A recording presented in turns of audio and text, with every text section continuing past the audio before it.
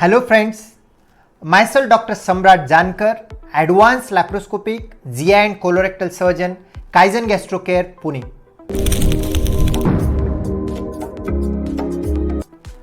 What causes achalasia?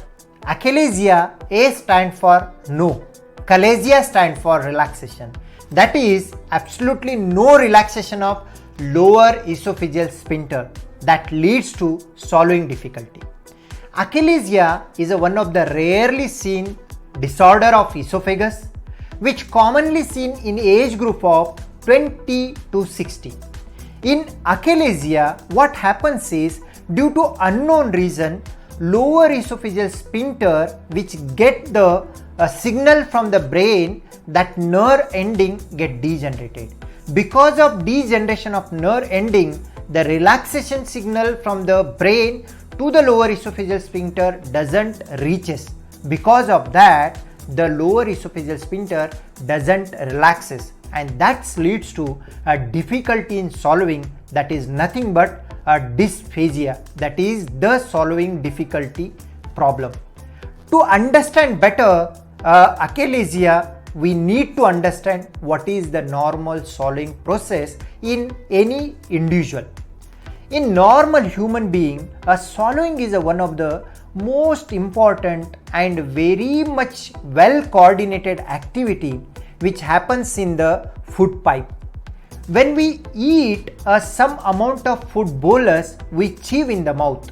That chewing once finished, we try to push by the tongue into the food pipe, that is through the upper esophageal sphincter into the food pipe.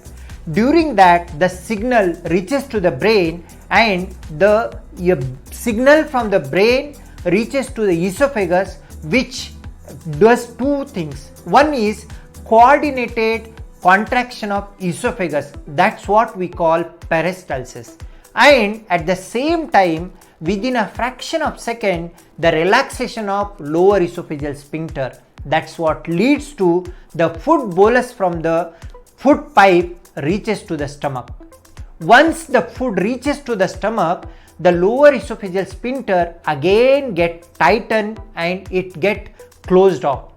By closing this lower esophageal sphincter, prevent the acid and food from the stomach to come back into the esophagus. If that doesn't happen, that leads to reflux esophagitis or GERD problem. In achalasia, because the degeneration of the nerve, denervation, which leads to two problems. First is the normal esophageal peristalsis we wanted to push that food bolus from the esophagus into the stomach doesn't happen. And most important problem comes is the lower esophageal sphincter has to relax to allow the food bolus from the food pipe to go into the stomach. That doesn't happen.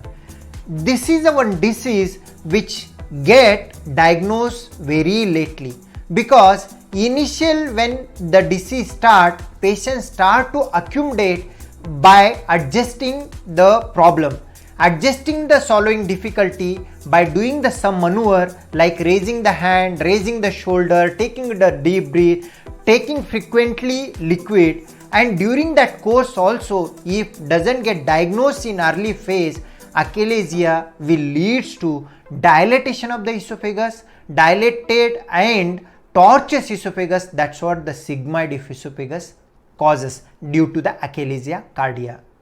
Thank you.